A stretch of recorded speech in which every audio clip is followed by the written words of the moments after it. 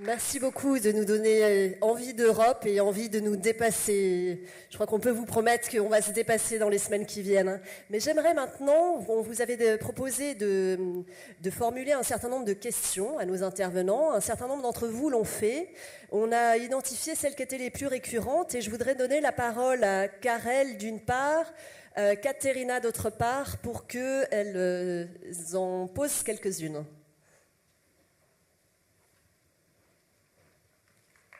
Bonsoir à tous. Donc nous avons 3 questions qui nous parviennent de marcheurs. La première, elle nous vient de Jeannette, Philippe et Irène. Donc les Français ne savent pas très bien comment l'Europe intervient dans leur quotidien. Pouvez-vous nous montrer ce qu'il n'y aurait pas au quotidien sans l'Europe ? Donc la deuxième question qui nous vient de Michel, Vincent et Jean-Pierre, c'est quoi une Europe qui protège ?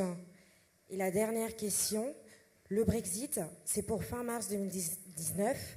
D'ici là, croyez-vous qu'il est possible de redonner envie d'Europe à tous les citoyens européens ? Merci. Tu veux qu'on pose les 6 ? Ok, super. Donc, une question qui nous vient de Valérie, Vincent, Jusy et Philippe. De nombreux migrants et réfugiés arrivent sur le sol italien. On laisse les Italiens gérer seuls. Est-ce l'Europe qu'on veut ? N'y a-t-il pas urgence d'agir ? Une 5e question. On parle d'unir l'Europe, mais les pays européens se font une concurrence fiscale, sociale entre eux. Peut-on, et si oui, comment s'en sortir ensemble par le haut ? C'est Alexandre, Martine et Régis qui nous posent cette question. Les oppositions entre pays européens étant fortes, quels sont les projets prioritaires à réussir, quitte à abandonner les autres ? Et avec quel parti européen La République En Marche compte s'allier pour un nouveau projet pour l'Europe ? Merci beaucoup. Bon, je vais essayer de ne pas trop oublier les questions. Peut-être pour commencer sur l'Europe au quotidien. Qu'est-ce que ça veut dire l'Europe quand on est vous, quand on est moi ? 120 battements par minute. Un film magnifique, vibrant, qui a remporté plusieurs Césars. Sur les 21 films primés au César cette année, 16 ont été cofinancés par l'Union européenne. S'il y a encore aujourd'hui une production audiovisuelle de qualité, une création cinématographique européenne de qualité, c'est parce qu'il y a des fonds européens qui soutiennent cette création et on n'en parle jamais. Toujours dans l'Europe du quotidien, les restos du cœur. Ça vous parle à tous ? Vous avez tous un jour donné pour les restos du cœur. L'Europe aussi. Un repas sur 4 servi par les restos du cœur en France, c'est vrai aussi pour le Secours populaire, est financé par l'Union européenne. Un autre exemple, la ligne à grande vitesse Tours-Bordeaux. On est tous très fiers, Bordeaux à 2 heures de Paris. La ligne à grande vitesse Tours-Bordeaux a été cofinancée par l'Union européenne. C'est ça, l'Europe du quotidien. Alors c'est vrai que pendant des décennies, on a eu l'Europe honteuse et qu'on a eu des politiques qui ont inauguré des projets, qui se sont mis en valeur à côté de réussite sans dire que c'était grâce à l'Union européenne que ces projets avaient pu voir le jour. Alors, sur l'Europe qui protège, on a travaillé avec Emmanuel Macron, avec Muriel Pénicaud, sur un sujet qui avait été beaucoup abordé pendant la campagne présidentielle, celui des travailleurs détachés. Ici en France, beaucoup de travailleurs avaient le sentiment qu'ils avaient le choix entre la peste ou le choléra. Soit leur usine était délocalisée quelque part à l'est de l'Europe, soit des travailleurs de l'est de l'Europe venaient travailler en France à bas coût. Et donc on a décidé qu'on allait essayer de réformer ce régime des travailleurs détachés. Alors je vous rassure, comme disait Dany Cohn-Bendit, ce que vous pensez qui fonctionne mal, c'est pire. Au départ, on nous a dit n'essayez même pas, ça ne marchera pas. L'Europe sociale, c'est le plus petit dénominateur commun, contentez-vous-en, et s'il vous plaît, faites pas de bruit. Je n'ai pas tout à fait senti que je pouvais revenir vers Emmanuel Macron en lui disant ça. Donc on a fait autrement. on est allé parler à tous les pays européens concernés, au nord, au sud, à l'est, à l'ouest. On n'a oublié personne. On a beaucoup écouté aussi. On a compris, on a convaincu. Et aujourd'hui, on a réformé le régime du détachement des travailleurs. Ça veut dire que tout le monde a gagné. Il n'y a pas eu un gagnant et un perdant, parce que ça aussi, c'est une sale habitude qu'on a eue en Europe. C'était de revenir de Bruxelles en disant « on a gagné, on est formidable, on a perdu, ils sont nuls ». Là, on a tous gagné, c'est-à-dire que les travailleurs polonais comme les travailleurs français ont gagné en même temps. Parce que c'est une manière de faire, et je reviens à une autre question qui a été posée, la convergence sociale vers le haut. L'Europe, elle doit avoir une ambition de convergence, pas seulement économique, pas seulement monétaire, sociale, fiscale. Et dans le budget qu'on va préparer pour après 2020, on va travailler à ça, faire en sorte qu'on verse des fonds européens à des pays qui sont d'accord pour aller vers de la convergence sociale et de la convergence fiscale, qui ne condamnent pas leur population à être des travailleurs low cost, parce que ça, ce n'est pas le projet européen. Voilà, un peu en vrac, et en essayant de m'être souvenu de quelques-unes des questions posées, ce que je voulais dire.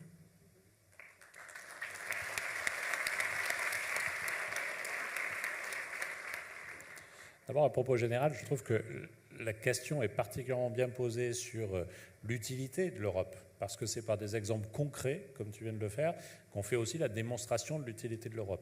C'est une deuxième remarque. Dans mon oreillette, il y a Florence Parly qui m'a appelé pour dire à Daniel que nos militaires sont très actifs et qu'ils nous protègent et qu'ils ont un rôle majeur, que ton propos était un tout petit peu restrictif quand même. Je pense notamment à ceux qui sont en opération extérieure. Je peux répondre là-dessus? Non, parce que tu es d'accord. Je vais répondre là-dessus. Donc il a dit qu'il était d'accord. On le remet. Non.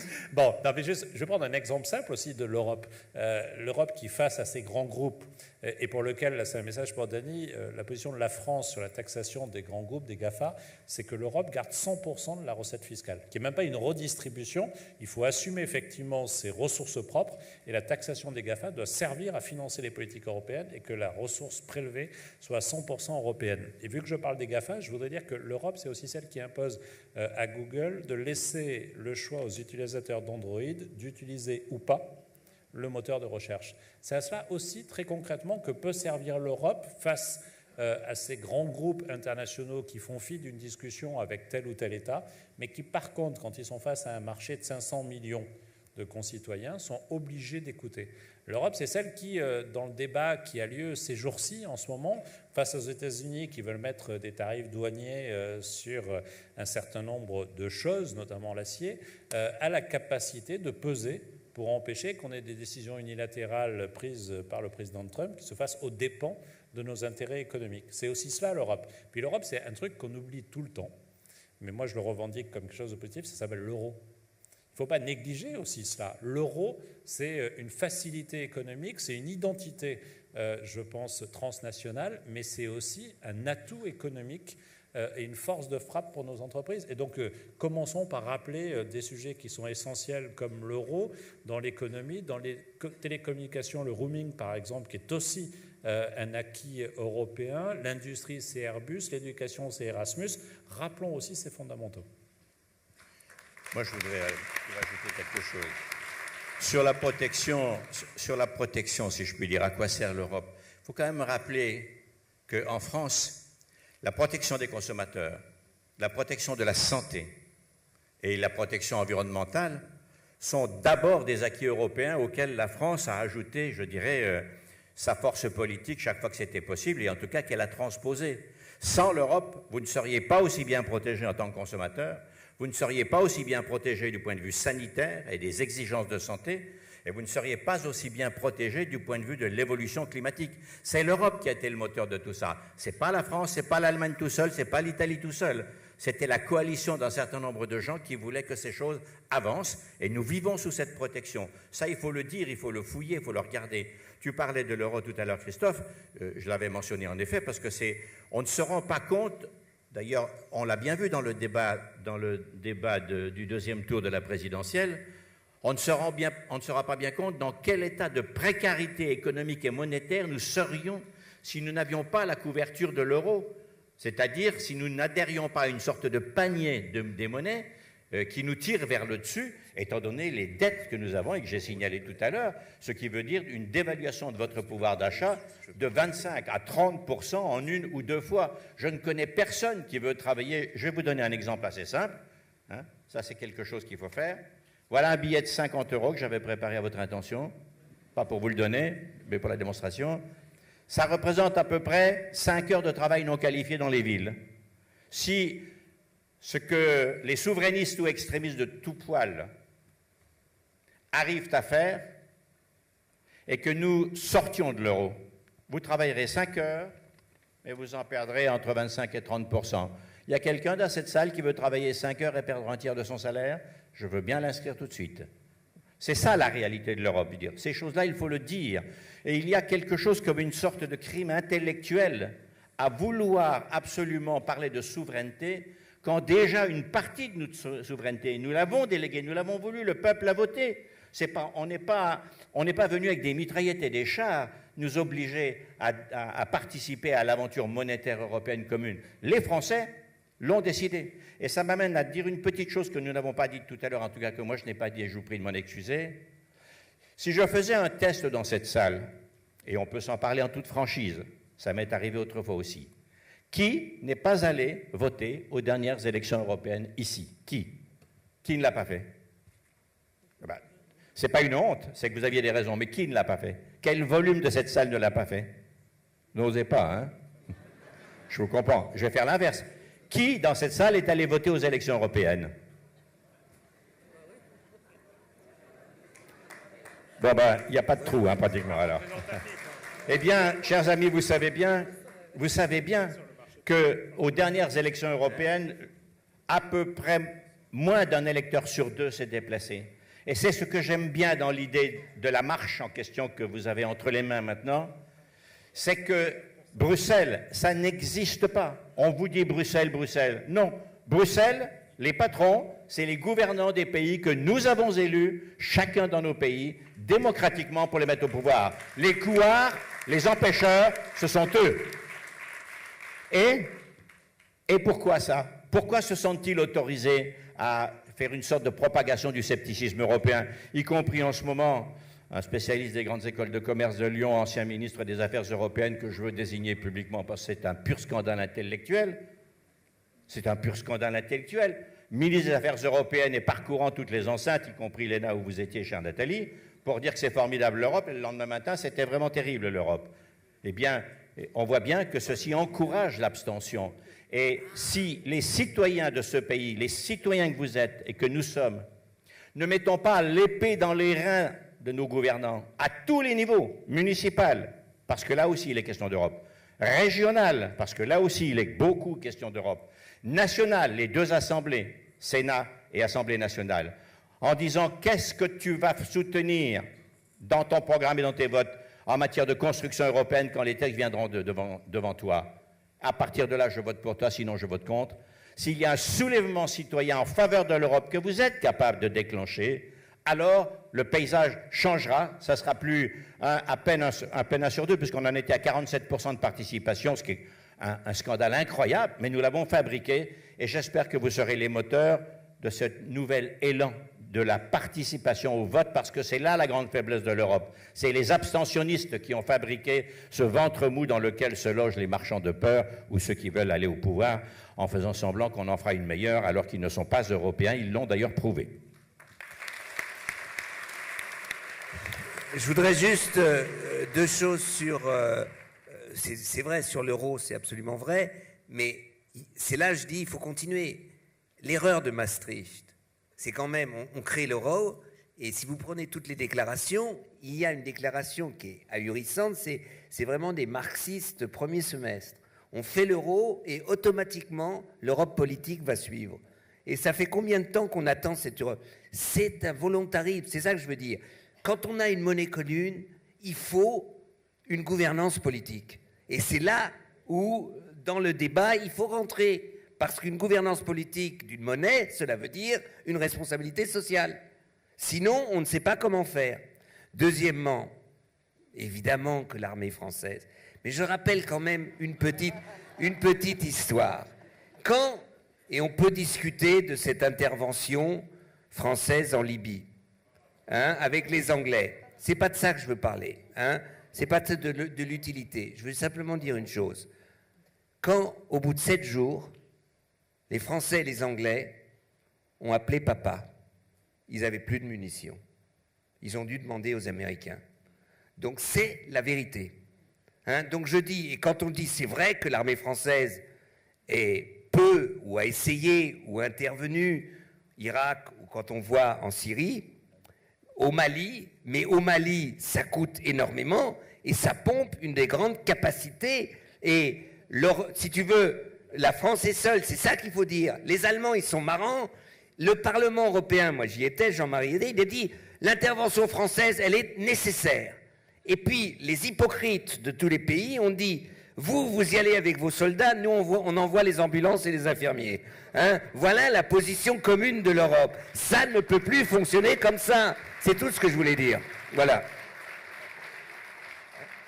Oui, non, moi, je voulais simplement, peut-être pour prolonger la discussion sur la défense européenne, parce qu'en ce moment, on est en pleine loi de programmation militaire à l'Assemblée nationale. Les débats sont en ce moment même dans l'hémicycle. Et effectivement, cette idée de défense européenne, elle existe depuis très longtemps dans le débat public européen. Ça a été longtemps une ambition française qui s'est heurtée à certains obstacles, mais on est en train de vivre un moment politique en Europe où on voit une nouvelle impulsion de l'Europe de la défense compte tenu de l'environnement dans lequel on se trouve. C'est-à-dire que l'ordre international tel qu'il préexistait depuis la fin de la Seconde Guerre mondiale et puis plus récemment la fin de la guerre froide, qui était un ordre plutôt bien régulé, avec très peu d'acteurs agissants, principalement les Américains, les Russes, les Chinois, les Français et les Anglais, est complètement remise en cause par la Russie qui viole le droit international en Crimée, la Chine qui s'impose par la force dans son environnement immédiat, et les Américains qui s'affranchissent du multilatéralisme tel qu'on l'a toujours connu, et on en parlait sur l'acier, mais on le voit aussi sur certaines questions de défense. Et donc, il y a un moment de défense européenne qui est quand même en train d'avancer. C'est-à-dire qu'au mois de décembre dernier, je pense que Nathalie Loiseau pourrait le souligner, il y a la coopération structurée permanente qui permet à 25 États européens d'avancer ensemble sur des projets capacitaires et opérationnels. Et puis, il y a aussi ce Fonds européen de défense qui doit encore être alimenté et puis qui doit vivre, qui permet d'avancer sur ce moment, sur cette volonté politique. Effectivement, maintenant, il faut que ce soit traduit, mais je crois qu'on vit quand même un moment assez singulier, qu'il y a un changement de conscience politique sur ces sujets-là. Et effectivement, je crois que le Parlement européen, qui dans sa composition, dans sa domination, n'est pas du tout formé aux questions de défense, doit évoluer sur ces sujets-là pour accompagner cet effort-là, parce que ça manque encore.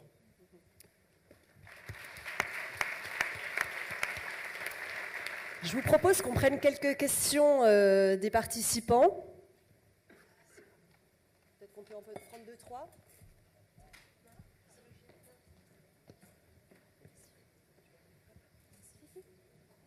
Céline, tu l'as ? Alors, allez-y. Bonjour, Romuald Facambi. Je me permets de poser une question par rapport à une promesse de campagne d'Emmanuel Macron par rapport à l'Europe. C'est au sujet du Buy European Act. L'idée était de faire bénéficier aux entreprises qui produiraient en Europe de l'argent public européen. Je voulais savoir où ça en était, sachant qu'il y aurait des mesures de réciprocité. Et moi, j'avais une proposition à Madame la Ministre. Est-ce que la France ne pourrait pas donner un délai, je ne sais pas, par exemple 12 mois ou 24 mois, pour forcer, enfin pas forcer, mais permettre à nos partenaires d'accepter cette réciprocité-là, et sinon de le faire nous-mêmes, la France, unilatéralement. Alors, je vais peut-être... On prend plusieurs questions et je réponds après. Oui, peut-être, comme ça permet de... Plusieurs questions ? Bonsoir, ce n'est pas vraiment une question, mais je voulais vous dire que moi j'ai grandi avec l'Europe. Plus près, c'est mieux. J'ai grandi avec l'Europe, mon père m'a parlé d'Europe dans les années 50, 60, et on savait pourquoi. Parce que tout le monde sortait de la guerre. Aujourd'hui, évidemment, sur notre territoire, et fort heureusement, et en Europe en général, on n'en est plus là, et c'est tant mieux. Vous l'avez dit tout à l'heure. Vous avez parlé de Monsieur, Victor s'il vous plaît, Oui. est-ce que vous pourriez poser une question ou Elle peut-être va une venir, préoccupation? elle va venir. Merci beaucoup. Elle va venir parce que je crois que ce qui nous manque, c'est de rêver. Parmi vous, il faut du souffle. Et on en a eu un petit peu tout à l'heure avec certains intervenants. Merci. Est-ce qu'on pourrait imaginer, par exemple, soyons fous puisqu'on rêve, qu'aux prochains Jeux Olympiques, à Pékin, les pays européens défilent avec 2 drapeaux et que le drapeau européen soit présent sur le stade et que l'on compte les médailles. Je l'ai fait à plusieurs reprises depuis quelques années. Je peux vous dire qu'on en bat quelques-uns et pas des petits, y compris les États-Unis et la Russie et peut-être même la Chine. Si vous voulez faire rêver la population française, rappelez-lui qu'elle appartient à l'Europe à ce niveau-là. Et c'était vrai aussi des Paralympiques il y a quelques jours. Voilà, c'est pas une question, c'est un apport. Alors, pour moi, la défense européenne est importante. J'ai travaillé à la Bundeswehr dans le cadre de projets OTAN, donc ce n'est pas quelque chose que je néglige. Mais il y a aussi l'Europe de la recherche, et je pense que c'est aussi une des choses qui nous défendent. Donc est-ce que vous pourriez nous dire quelque chose sur les initiatives qui sont en train d'être lancées actuellement, comme par exemple l'initiative EuroHPC sur les supercalculateurs européens, ou l'initiative pour créer à nouveau un processeur européen, l'initiative European Processor Initiator? Merci beaucoup. On prend peut-être une 4e question. Bonjour, voilà, j'arrive. Bonjour et merci pour vos interventions. Moi, je suis Sylvie Lemuel, je viens de Bretagne et je suis développeur Erasmus+. Merci, Monsieur Castaner, d'avoir eu la gentillesse de parler d'Erasmus+. J'ai une question. Donc, Erasmus, maintenant, ce n'est plus seulement pour les étudiants. C'est un beau programme européen, je dirais le visage, un des plus aimables visages de l'Europe, une carte de visite excellente.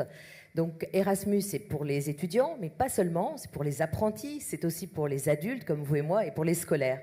Donc je voudrais vous demander quelle est la position du gouvernement concernant Erasmus et notamment dans la prévision d'une dotation budgétaire, parce que maintenant on arrive au niveau budgétaire européen à déterminer les nouvelles dotations pour la prochaine programmation. Merci.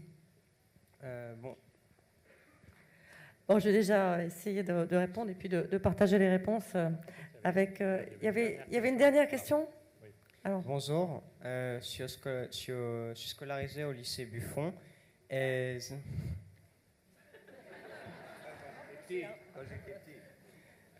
ça serait... en fait, c'est une question.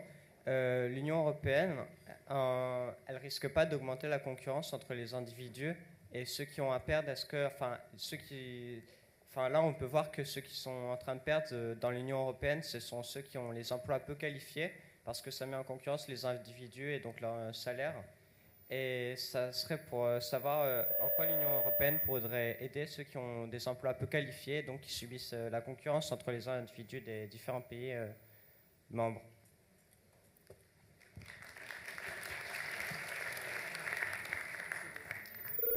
Alors, on va essayer de répondre à cette variété de questions. D'abord sur les questions commerciales. L'Europe, c'est le plus grand marché solvable au monde. C'est surtout nos partenaires et nos concurrents qui l'ont remarqué. On est très fiers de signer des accords commerciaux. Souvent, ça nous rapporte. Pas toujours, pas tout le temps. Et longtemps, on a été assez naïfs. On a considéré que plus on cochait de cases, mieux ça allait, et que c'était normal de permettre des facilités d'accès au marché européen, y compris quand on n'avait pas les mêmes facilités d'accès au marché à l'extérieur de l'Union européenne. Aujourd'hui, on s'est réveillé. Aujourd'hui, on est attentif, par exemple, quand on négocie un accord de libre-échange, à avoir accès au marché public du pays ou du groupe de pays avec lequel on va signer un accord. C'est ce qui est arrivé avec le Japon l'année dernière. Et pour ceux d'entre vous qui connaissent l'économie japonaise, ça, c'est un vrai exploit. Et ça va vraiment changer les choses. On y est même arrivé dans cet accord tellement décrié qu'est le CETA avec le Canada. On est très attentifs. On rappelle, nous, Français, beaucoup cette notion de réciprocité dans les échanges commerciaux, cette nécessité aussi de faire en sorte que le commerce respecte mieux les engagements en matière d'environnement. On commence à être écouté dans l'Union européenne. Et vous disiez, il faut donner un ultimatum à nos partenaires, et puis s'ils ne le font pas, on va le faire tout seul à titre national. Ça, c'est le contraire de l'esprit européen. Il faut convaincre. Je crois que la situation internationale aujourd'hui, j'allais dire, nous y aide. Les mesures protectionnistes qui sont prises, dont on est menacé ici ou là, font qu'il y a un véritable réveil de l'Europe. Mais il y a encore beaucoup à faire. Par exemple, on a parlé de l'Europe de l'espace tout à l'heure. Vous vouliez, monsieur, qu'on vous fasse rêver. Thomas Pesquet, il nous a fait rêver pendant des mois, et il est parti dans l'espace grâce à l'Agence spatiale européenne. C'est formidable, ça encore, c'est un acquis de l'Europe. Simplement, il faudrait que nos partenaires européens, par exemple, quand ils décident d'envoyer leurs satellites dans l'espace, s'adressent systématiquement à un lanceur européen, ce ne serait pas choquant. Et on n'y est pas encore tout à fait. Alors, le drapeau européen pour les athlètes olympiques, c'est une excellente idée.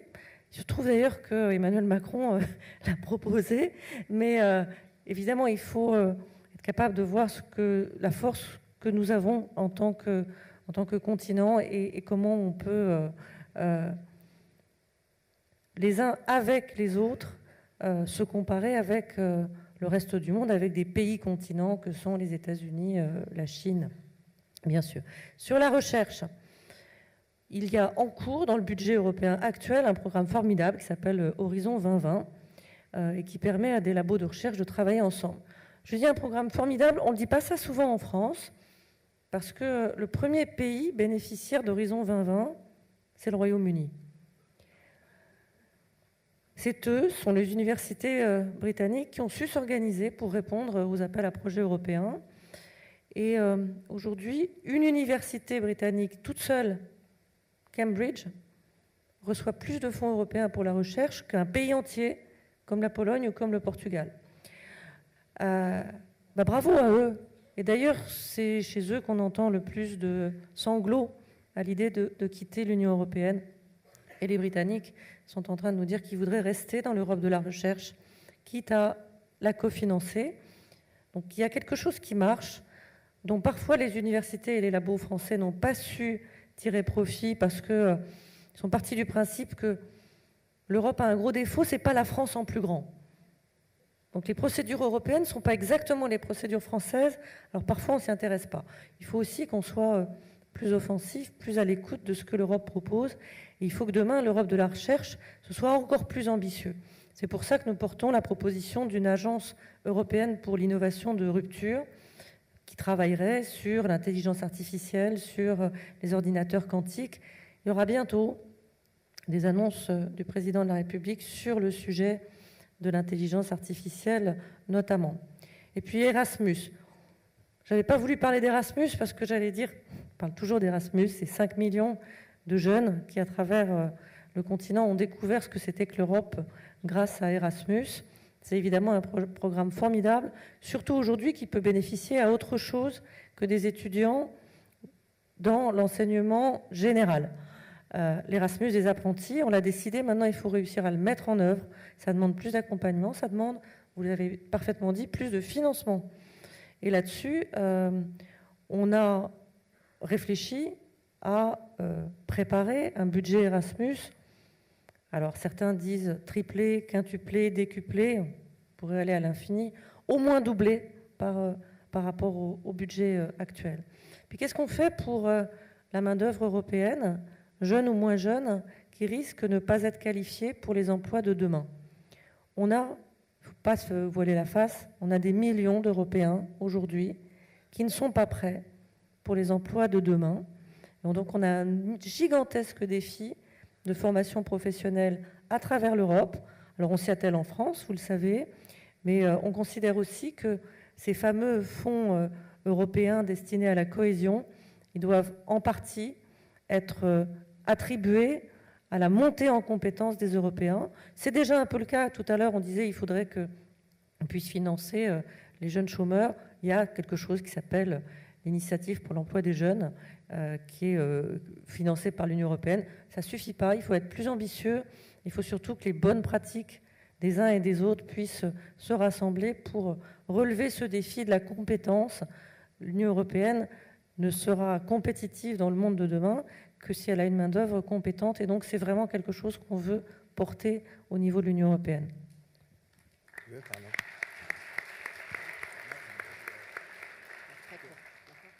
Moi, je voudrais juste 2 rêves, puisque tu demandes de rêver.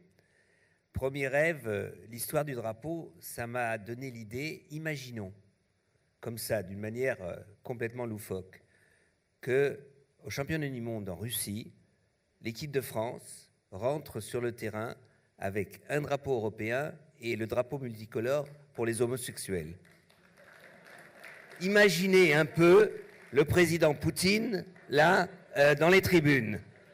Eh bien, je sais que je rêve, mais ça serait quand même assez sympa, quoi. Voilà. Deuxième rêve.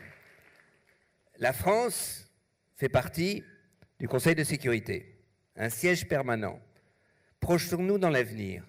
Première étape, nouveau traité de l'Élysée. La France et l'Allemagne décident de se partager le siège français au Conseil de sécurité. Ça devient donc, ça oblige la France et l'Allemagne à avoir, conséquence, une politique étrangère, une politique sécuritaire commune. Ça serait, et ça existait, pendant par exemple tout le débat sur l'intervention en Irak. Des fois, l'Allemagne représentait la France et le contraire. Donc ça serait un pas en avant. Mais mon rêve, c'est que le siège français, on oublie les Anglais de toute façon, bye bye, hein, et le siège français devienne à long terme, au Conseil de sécurité, un siège européen. Car s'il y a vraiment une nécessité à avoir un rapport de force, c'est bien au Conseil de sécurité. Je dis quand même que le droit de veto français, il est virtuel. Jamais, jamais la France n'a utilisé son droit de veto. Elle ne peut pas seule. Donc moi, je sais que tous les diplomates français sont fiers comme des coqs que la France a un droit de veto. Mais imaginez qu'on arrive dans cette construction européenne que ce droit de veto, ce droit au Conseil de sécurité devient un siège européen. Eh bien, on sera arrivé à définir l'expression de la souveraineté européenne. Merci. Je crois qu'on peut remercier très chaleureusement nos panélistes de nous avoir fait rêver sans naïveté pour cette utopie Europe. Et puis on va passer la parole maintenant à 2 jeunes avec Macron, Sarah et Jonathan. Je vous remercie.